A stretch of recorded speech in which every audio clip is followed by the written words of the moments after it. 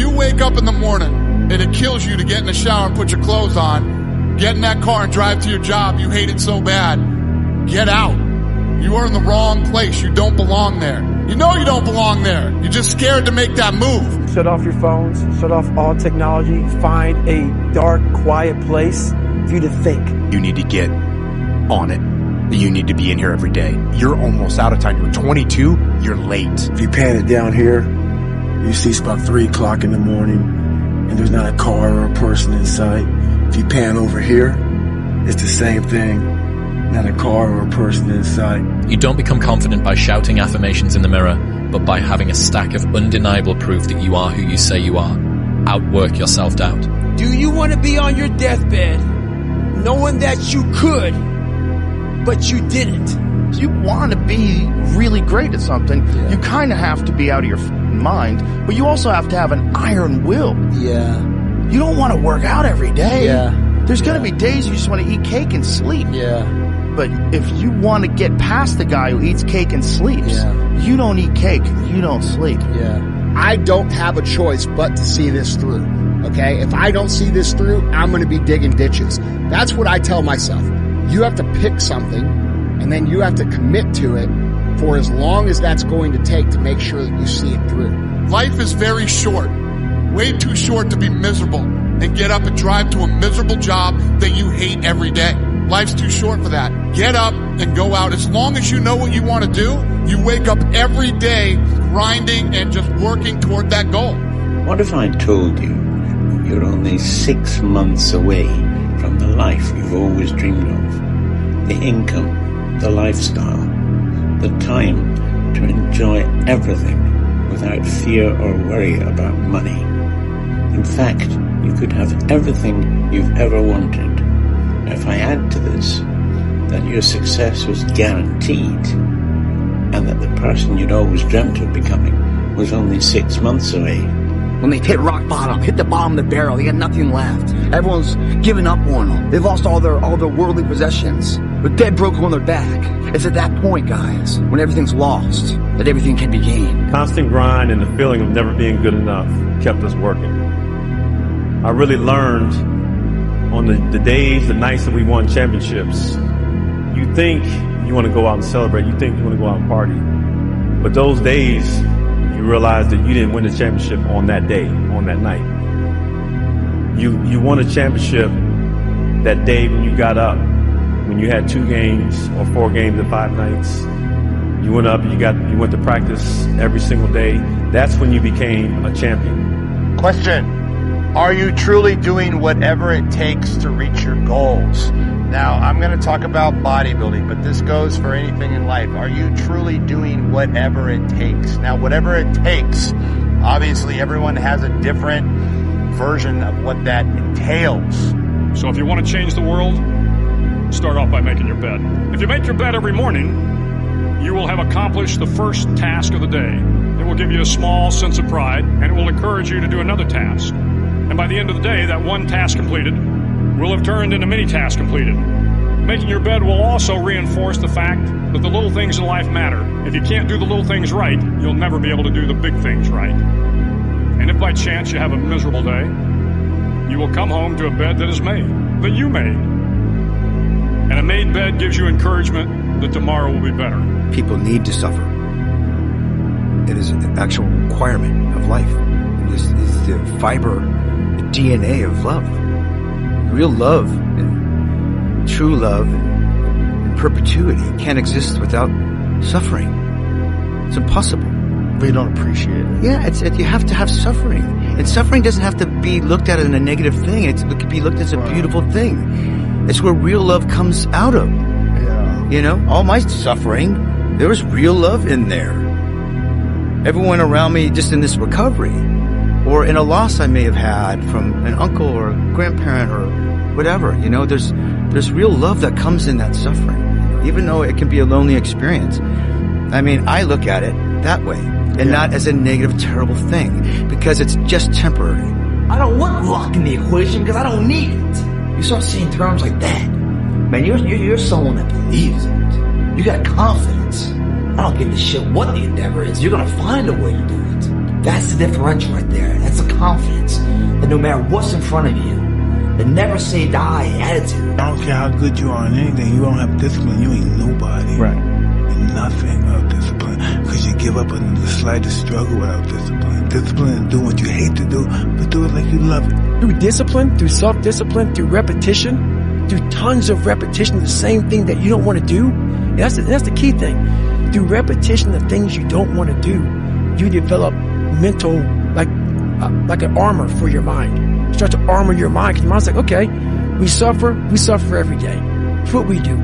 We do stuff that sucks every day, so then when the suck stuff comes, you're ready for it. The emotionally immature man seeks out motivation to do something hard one time. The emotionally mature man uses discipline to do something hard 1,000 times. The discipline can seem like it's your worst enemy. But the reality is, discipline is your best friend. It will take care of you like nothing else can. And it'll put you on that path.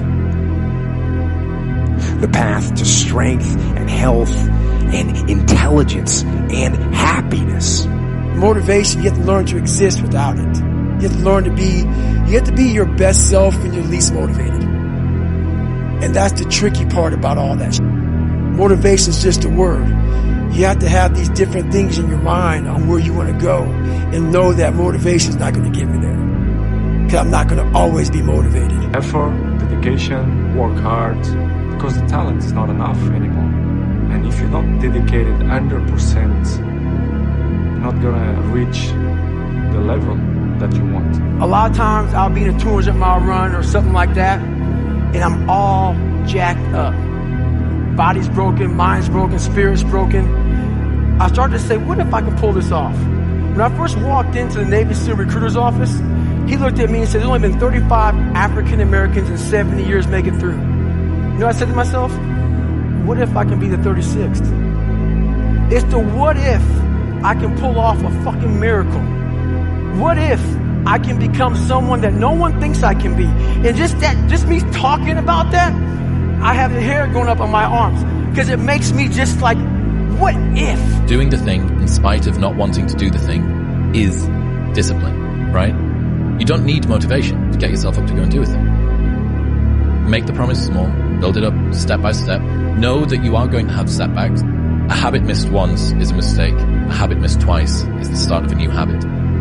Never miss 2 days in a row. You feel like right now you're looking around and you're lost or directionless, I would take about 15 minutes and figure out what the hell you want to do with your life, and I would start getting after it. When you're going through something really challenging, how do you show up within it? Do you choose to become a victim of complaining and misery and shitty, or do you find meaning in how you show up in the suffering, you know? I never forget one time I was running by a graveyard, and I was just trying to I was fat, and I ran by a graveyard, and I look out there, I'm like, man, I wonder how many of you motherfuckers in there just are so upset with how you lived your life, regret how you lived it. And I'm running a 300-pound man thinking, man, don't die like this, bro. I go back to the months and years of preparation to get to that day. And I'm telling myself, the 3:30 in the morning, and I'm looking at my shoes, and I want to go out there and run 30 miles. I have to, in that second, in that moment of this self-talk, my mind saying, you gotta find more, you gotta find more. I once again calm down, go back into my mind, in my cookie jar, I call it, and I have to reflect back on the shit I did to get here. When I was in college, drinking, partying, doing all the things, and being like, you know what, I'm going to stop this. My friends go out, I'm going to go to sleep. I'm going to wake up early, I'm going to go to the gym. The man who never fell has no glory. The man who fell and got back up, that's where his glory is. The man who fell 20 times and got up 21 times, that man has even greater glory. Wow. That man has more courage, way more courage than the guy who was so strong from birth that he never failed. There's no glory in that. If your definition of success is win or lose, giving everything you've got and growing or learning along the way, then you're setting yourself up for success. I really think the biggest cheat code in life is just going after it and not being concerned about of whether or not you fail at one specific task. Instead, understanding the big picture, what your long-term goal is, and knowing if you keep driving forward and never quit, in the end you will succeed. The best time to plant a tree was 25 years ago. The second and the best time is today. Plant the tree of self-discipline. You can be anything you want to be. You could have all the talent in the world, but if you don't do the right thing, then nothing happens. But when you do right, guess what? Good things happen. If you tell yourself the truth, and the truth is, I'm not happy with where I'm at. That's the truth. The truth is, I can do more. The truth is, I can be in better shape. The truth is, I can work harder than I'm working right now. The truth is, I can do more for my family. The truth is, I can do much better than I'm doing right now. And if that's the real truth, if that's what you believe, if you believe that to be the truth, you won't have to find more discipline. Discipline will find you. It will wake you up in the morning. Only the disciplined ones are free in life. If you are in discipline, you are a slave to your moods. You are a slave to your passions. You're smart, you're talented, you know a few things, but talent means nothing in this game if you don't make the right choices. There's plenty of talented people out there who never see the light of day anymore. Last thing, it takes discipline. Because this whole game is one big long shot, and if you don't have the discipline to stay away from the flyers or from the gambles or whatever else you want to call a stupid move, then my friend, I'm afraid to say one day you will go down. It's inevitable. You want my advice? Make a list of everything you want now, and then plan on spending the next 25 years of your life getting it, slowly, piece by piece. The person you have to spend the most time listening to in your life is yourself. Try not to lose their respect. How on earth do you think that you're going to be able to move mountains and get out of that relationship that you don't like and move countries or change career when you can't not hit snooze, even though last night you promised yourself that you weren't going to hit snooze? And it's how people that are able to do extraordinary things have been able to get there. If I'm running on a treadmill and I get to mile 9 and I get complete cramp in one of my legs, and I know I've told myself I'm going to run 10 kilometers today, he goes, I will have to limp the last mile, even if no one's watching, because I can't let the demons in. And if I let the demons in, they'll show up in the 11th round of a championship fight when there's 50,000 people watching me in the audience, and I know deep in my self-story that I'm the type of person that quits when things get hard because I got off that treadmill at mile 9 when no one was watching. The commitments we keep to ourselves and what we do when no one's watching is the most persuasive evidence that governs everything we then do every day thereafter. Learn to say you to the world every once in a while. You have every right to. Just stop thinking, worrying, looking over your shoulder, wondering, doubting, fearing, hurting, hoping for some easy way out. Stop it and just do. Everyone who knew us will be dead, including the people whose opinions stopped you from doing what you wanted all along. Imagine that someone you know achieves every dream and hits every goal they have. Years later, they get old and die. 2 years after that, how much do you care? About as much as everyone else will if you accomplish your goals and dreams. Do it for you. Some of you just don't understand. Some of you have been average for so damn long, you don't know what it is to do hard work. But there's a lot of you out there who want to be much more than average, but just don't know how to do it every single day, the grind. You need to find someone to oil those gears up. I have to ask this guy. Like, I have to understand, like, why he works like that. Right. So after games, I'm like, hey, Kobe, like, why were you in the gym for so long?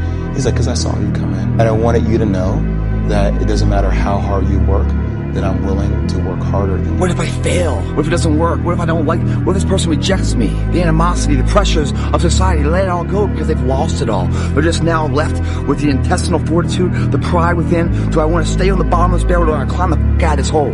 And that is a spark of what it turns out to be their greatest moment, their greatest hour. Real talk. Some of you motherfuckers pissed me the f*** off. So guess what? I disappeared and come back with a 200-miler. I'm 199 miles into this race. Guy's knees are bad. See how he runs. Yeah, see how I run 200 miles, I'm about to finish this bitch up. Hey, what were you doing for the last 65 hours? I know what I was doing. I was running all up and down the mountains, getting it in, doing what I preach about. Why not believe in it? What's the other option?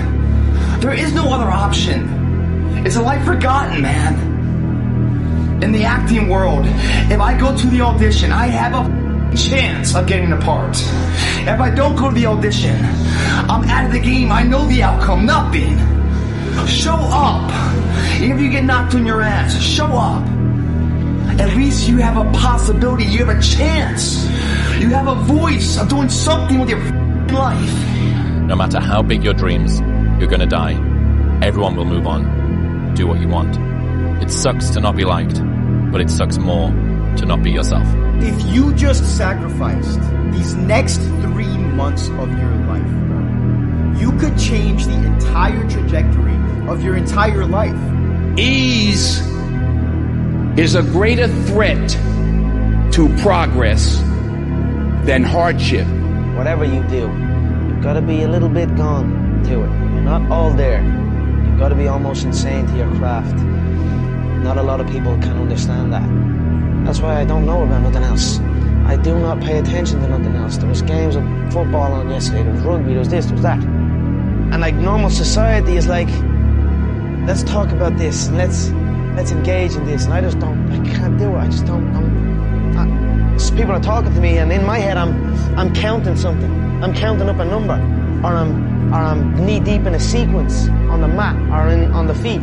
That's my life: sequences and numbers. Nothing else. I cannot pay attention to nothing else. Why be normal when you can be the best? I don't want to be normal. I want to make the difference. So everything I do, I want to make the difference. Because when I make the difference, I'm the best. And that is not arrogance. That is confidence.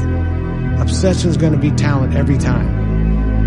You got all the talent in the world, but are you obsessed? Is it all you ever think about? Let's face it, it's you against you out there. When you walk on that court, you have to think, I am the best guy out there. We are so worried about what other people think about us. You know, it's like, oh my gosh, what if they think I'm crazy? What if they think I'm over obsessive or competitive? And what if this is like, you're too much? This is just not healthy for you to be thinking this way, right? Yeah.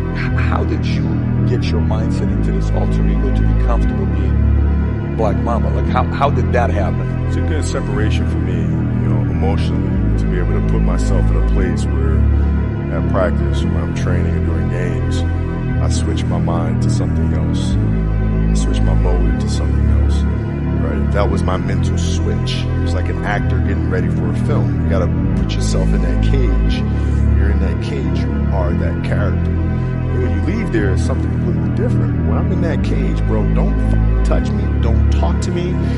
How bad do you want it? There's two options. To continue forward, pushing upward. And if you do, that dream is given birth, and forever you will live in the reality of it. If you stop, quit, throw in the towel, I promise you there's no distance you can travel far enough to ever find that dream again. For it is dead. And in its death, is replaced by regret. I became obsessed. With being the baddest motherfucker that God ever created. Am I that? I don't care. I believe it. And I was trying to tell him, once you become obsessed with something, it's okay to be unbalanced for a while. It's okay. Don't be all this stuff people say, you gotta be balanced. To be the best in the world at what you do. It's not about being a Navy SEAL, people. The best at what you do, you have to be unbalanced to find every bit of energy and strength that you have to pull it off. If you can barely decide to take any action at all and peel your eyes away from your phone for just a moment, it's so much easier to beat everyone else, because in a world where it's never been easier to do nothing, doing something becomes extraordinary. Be the now of what you want to be later. Everyone's like, oh, later in life, I want to do this. Later in life, I want to do that. Later in life is turning around, looking in the mirror right now. That's later in life. And unless that turnaround is something in progression, later in life ain't gonna be anything different. I'm comfortable falling short of big goals. And I would rather fall short of a big goal and consider myself a failure than lower the goals to the level which I can accomplish all of them just so I can feel like I'm a success. It's less about the goal setting, and it's more about the mindset of being okay being the failure. Because what it does is it frees you to imagine bigger, take risks like you never imagined you could before, because failure is not the thing you're afraid of. You got 24 hours in a day. 8 hours you sleep, and most people work 9 to 5. So 8 hours you're working.